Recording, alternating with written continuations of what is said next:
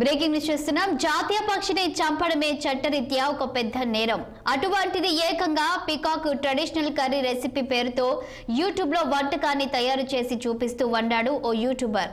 వివరాల్లోకి వెళ్తే రాజన్న సిరిసిల్ల జిల్లా తంగళ్లపల్లి మండల కేంద్రానికి చెందిన కోడం ప్రణయ్ అనే యూట్యూబర్ ఏకంగా జాతీయ పక్షి నెమలిని చంపి నెమలి కూర సాంప్రదాయ పద్ధతిలో ఎలా వండాలి అంటూ వంటకాన్ని సిద్ధం చేసి యూట్యూబ్ లో అప్లోడ్ చేశాడు. తర్వాత నెటిజన్ల నుంచి వచ్చినటువంటి కామెంట్లకు భయపడి వెంటనే యూట్యూబ్ నుంచి వీడియోను డిలీట్ చేశాడు.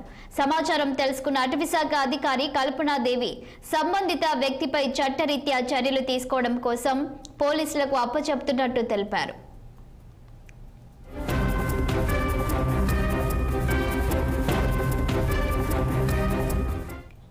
ఇక దీనిపై మరింత సమాచారం మా ప్రతినిధి రఘు అందిస్తారు.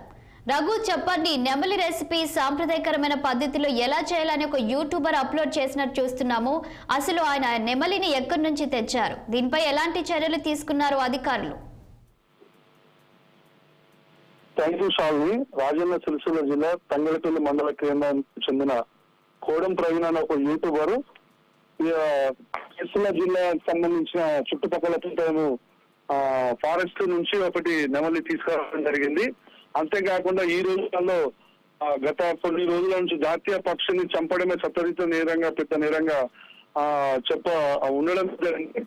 అంతేకాకుండా ఒక యూట్యూబ్ లో ఫేమస్ కావడానికి కొరకు పక్షిని చంపి ఆ యూట్యూబ్ లో ఎలా కర్రీ చేయడం అనేది ఆ యూట్యూబ్ లో వర్ణించి దాన్ని ఒక యూట్యూబ్ లో పెట్టడం జరిగింది. ఆ యూట్యూబ్ లో పెట్టినాక దానికి సంబంధించిన వ్యూవర్స్ అందరూ కలిసి అతనికి మెసేజ్ చేయడం జరిగింది. ఆ మెసేజ్ చూసిన తర్వాత ఆ ప్రవీణ్ అనే వ్యక్తి ఆ యూట్యూబ్ నుంచి తొలగించడం జరిగింది. దానికి సంబంధించిన వ్యూవర్స్ అందరూ సంబంధిత అధికారులకు కంప్లైంట్ చేయడంతో సంబంధించిన అధికారి అతని అడ్రస్ తిరుపతి మండల కేంద్రం తీసుకుని చట్టరీత్యా కేసు ఫైల్ చేసి సంబంధిత పోలీస్ అధికారులకు అప్పుడే చెప్పడం జరిగింది. Thank you Raghu.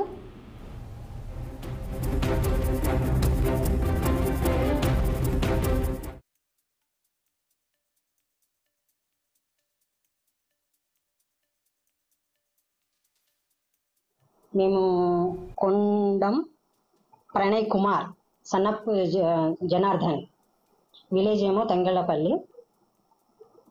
సమాచారం మేరకు మా బీట్ ఆఫీసర్, మా శిక్షణ ఆఫీసర్ వెళ్ళి మాకు సమాచారం వచ్చింది, ఇట్లా మేక మాంసం మన నెమలి మాంసం తోటి యూట్యూబ్ యూజ్ చేస్తున్నాడు అనేసి.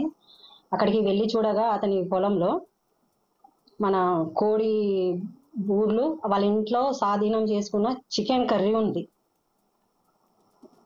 చికెన్ కర్రీతో ఉన్న గిన్నెను తీసుకొని వచ్చి అతని మీద మేము ప్యూఆర్ ఇష్యూ చేయాలని ఫర్దర్ అది టెస్ట్కి పంపించాలి. అది ఏ మాంసం అనేది, నెమలి మాంసం అనేది అనేసి టెస్ట్కి పంపిస్తాం, ల్యాబ్కి పంపిస్తాం. ల్యాబ్కి పంపించిన తర్వాత ఇది ఒకవేళ ఇది కాకపోతే ఇక్కడ ప్రజెంట్ మాత్రం కోడి ఈకలు ఉన్నాయి కదా, ఈ చెట్టింగ్ కేసు కింద మేము పోలీసు వాళ్ళకి మాత్రం అప్పగిస్తాం. ఇప్పుడు ఆయన స్పాట్లో దొరికింది కాబట్టి ఇదైతే మేము పోలీసులకు హ్యాండ్ ఓవర్ చేస్తున్నాం. ఏంటంటే ఏం లేదు, కోడినే వ్యూవర్షిప్ గురించి అట్లా నేను మార్చి పెట్టినా. అది కోడి కాదు నెమలి అని చెప్పి బయట నెటిజన్లు అంటున్నారు. అనుకోండి దానికి మేము కాదు కదా, సార్ వాళ్ళు తీసుకున్న ఛాంపియన్స్. ఒకవేళ అదైతే నేను దేనికంటే దానికి రెడీగా ఉంటే అన్ని విధాలు సహకరిస్తాను. అట్లా కాదు, మీరు ఇప్పుడు నెమలిని చేతిలో పట్టుకుని ఫోటో ఎందుకు దిగవలసి వచ్చింది? నెమలిని చేతిలో పట్టుకోలేదు, అది ఓన్లీ గ్రాఫిక్స్ మాత్రమే. మరి పేరు ఎందుకు పెట్టారు? వ్యూవర్షిప్ గురించి పెట్టాను నేను. దేని గురించి? వ్యూవర్షిప్ గురించి. వ్యూస్ గురించి మీరు అట్లా పెట్టినట్టయితే ఎంతవరకు అది కరెక్ట్? ఆ సందర్భంలో అలాంటి అంతగానో ఆలోచించేంత టైం రాలేదు నాకు. ట్రెడిషనల్ పికాక్ రెసిపీ అని మీకు ఎవరు అది పెట్టడం? నేను అట్లేం లేదు, మామూలుగా మేము పేర్లు మార్చినప్పుడు యూట్యూబ్లో ఏంటంటే ఒక సెర్చ్ చేస్తాం. సెర్చ్ చేసి చికెన్ ఫ్రై అనుకో, చికెన్ ఫ్రై అని కొట్టి అందులో బెస్ట్ వ్యూవర్షిప్ ఏదో దాని పేరును చేసి కాపీ పేస్ట్ కొట్టుకుంటాం. నాకు అంతగా నాలెడ్జ్ కూడా లేదు.